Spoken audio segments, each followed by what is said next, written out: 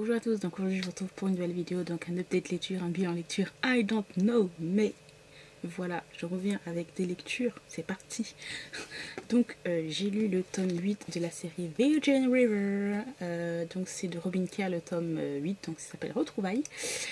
Et comment vous dire que c'est un bonbon, voilà, c'est des romances toutes jolies, toutes simples, qui font du bien au cœur, qui...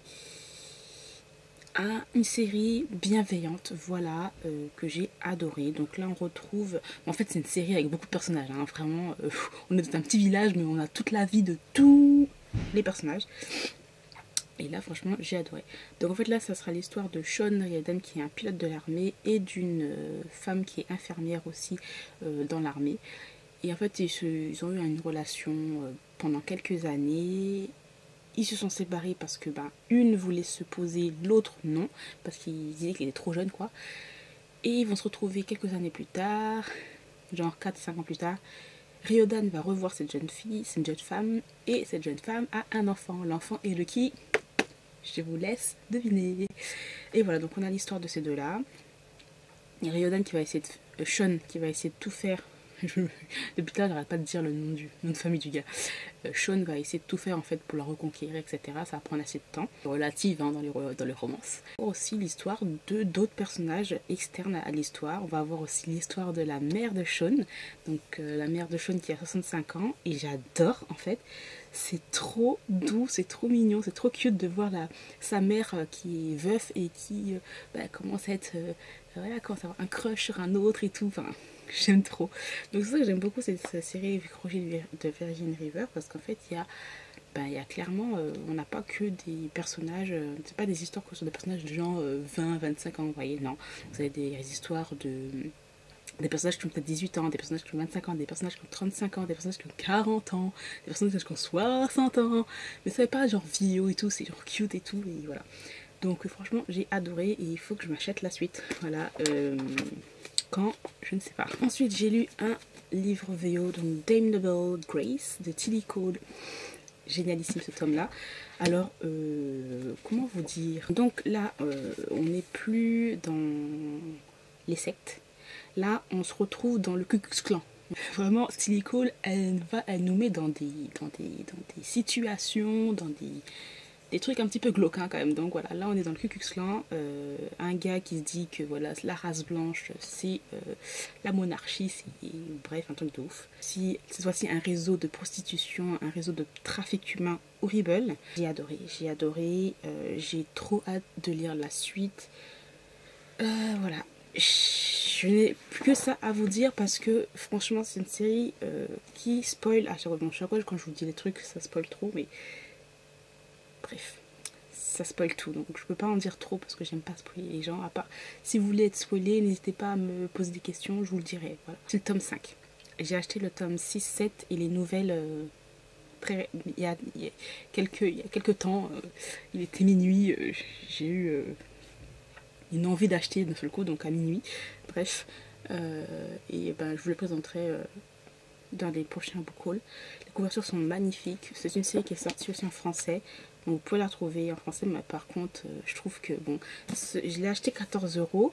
Je crois qu'en français, chez Milady, il coûte 15 €, je crois. Je crois que c'est à peu près la même taille que celui-là, que c'est en poche. Je crois qu'il coûte 15 €. Les couvertures sont pas super belles, dans des bikers avec des torse nus et tatouages. C'est pas très intéressant, alors que là, franchement, perfect.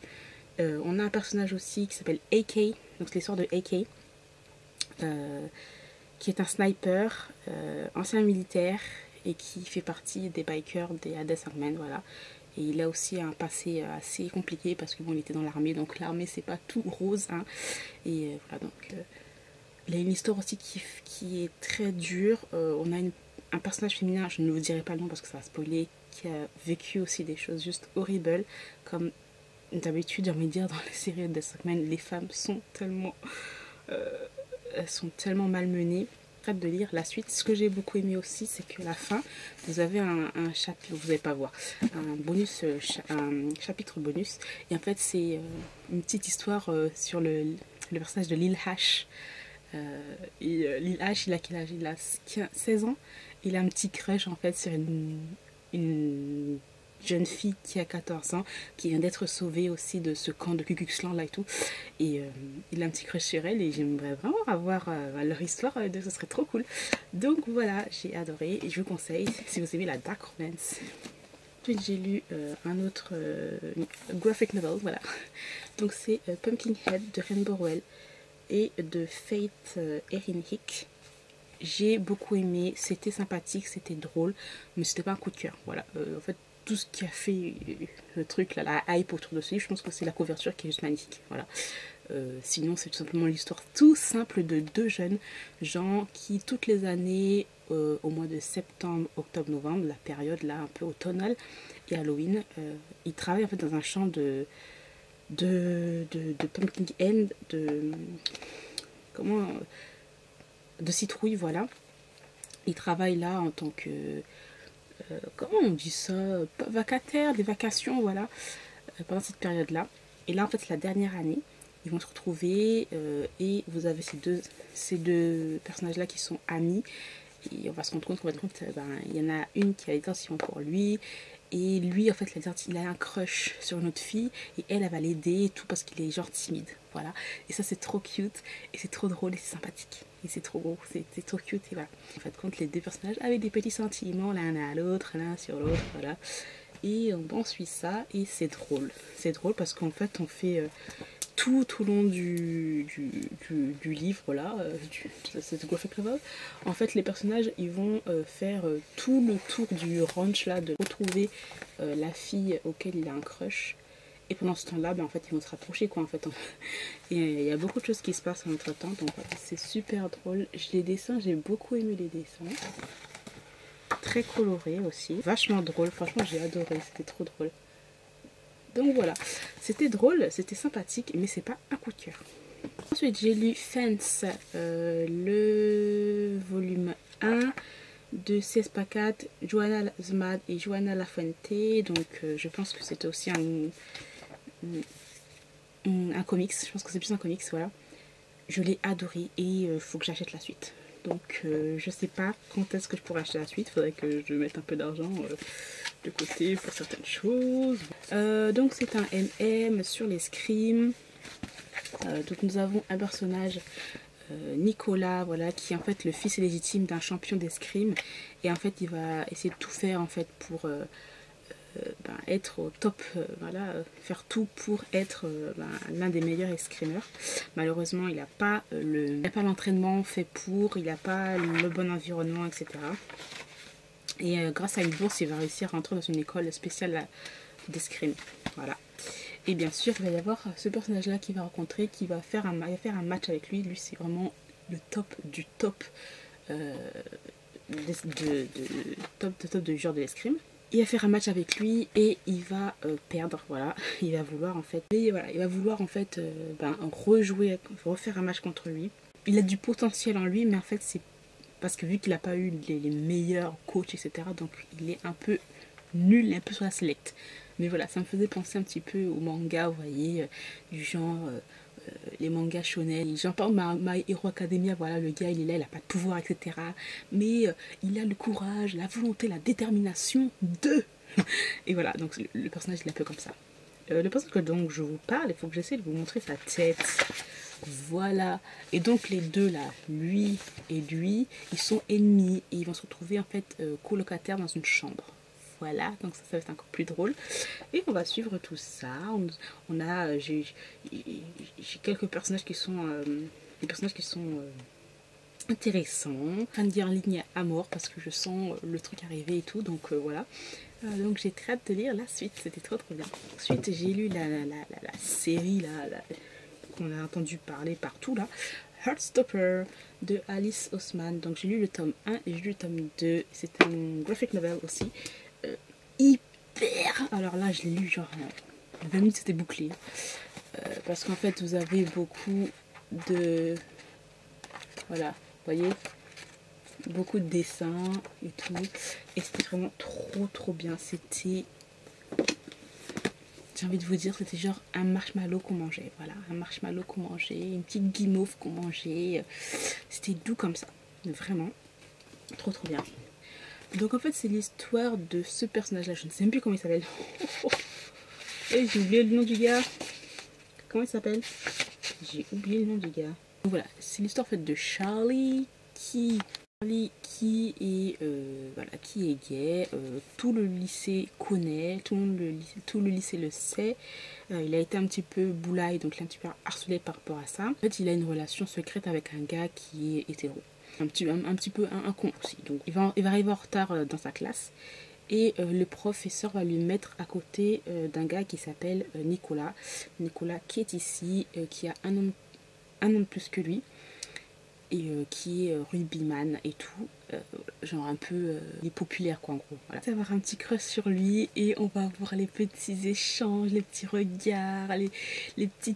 Oh, tous ces petits trucs là qui te font fangirler et tout. Et ben on va suivre tout ça. Et en fait ils vont devenir amis. Et bien sûr Charlie va avoir un peu plus de sentiments pour lui parce que bon voilà il a direct un petit crush et tout, puis voilà ils vont se rapprocher. Il y a un petit moment où Nicolas va présenter son chien à Charlie et c'est trop cute. Attends, faut que je trouve, il va tout de suite tomber amoureux du chien, c'est trop cute là. Oh, j'ai trop aimé. Il va retrouver le chien de Nicolas, il va tout de suite tomber sous le charme du chien et tout, et on va suivre ça. Dans le deuxième tome, eh ben, c'est aussi doux, aussi cute, aussi bien fait. Et voilà, et c'était trop trop bien. Donc dans ce tome-là, on a aussi une histoire bonus en fait sur les premiers crushs de Nicolas et qui s'avère être lesbienne. Donc voilà, j'aime beaucoup, j'adore. Et c'est trop bien, même les amis de Charlie, il y en a un qui est asiatique, un autre qui est trans, c'est trop bien, enfin, j'aime trop, franchement j'aime trop la vibe et tout, c'est que des bons sentiments, c'est vraiment trop bien, je vous le conseille. Le tome 1 est sorti en français, donc allez-y, et le tome 2 sortira bientôt je pense, et le tome 3 je l'attends avec impatience. Ce que j'aime beaucoup aussi c'est qu'à la fin on a, par exemple voilà, là on a une petite playlist qui est vraiment trop bien. Donc ça j'ai écouté toutes les chansons et j'ai adoré. On a aussi le journal de Charlie et tout. Voilà, c'est pensé par rapport à ça. On a aussi une petite page où on décrit en fait tous les personnages. T'en as qui sont... Et j'aime bien ce qu'ils nous disent, la sexualité, gay, bisexuel, lesbien, hétéro. On a même aussi la fiche d'identité du chien, donc c'est trop cute.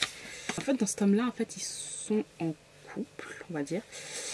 Il faut qu'il s'accepte, en fait, surtout Nicolas, il faut qu'il s'accepte comme il est. Ça prend un peu ça prend un peu de temps, mais en fait, il n'est pas méchant. C'est pas, voilà, genre hyper violent dans le sens où, bah oui, on est ensemble, il faut qu'on se cache, ne me touche pas, fais comme si on n'était pas là, comme si on se connaissait pas. C'est pas du tout comme ça, et c'est ce que j'ai vraiment adoré là-dedans. Donc voilà, je vous conseille de lire Heartstopper. Franchement, ça va vous faire juste du bien. Vous allez fermer le livre, vous allez avoir le smile pour toute la journée. Voilà. Pour cette vidéo, cette lecture, j'espère qu'elle vous aura plu. N'hésitez pas à me dire quels sont les livres que vous avez lus là. Si vous avez lu certains livres que je vous ai présentés, eh bien dites-moi si vous avez aimé ou pas. Moi je vous remercie d'avoir regardé cette vidéo jusqu'au bout et je vous retrouve très bientôt. Bye.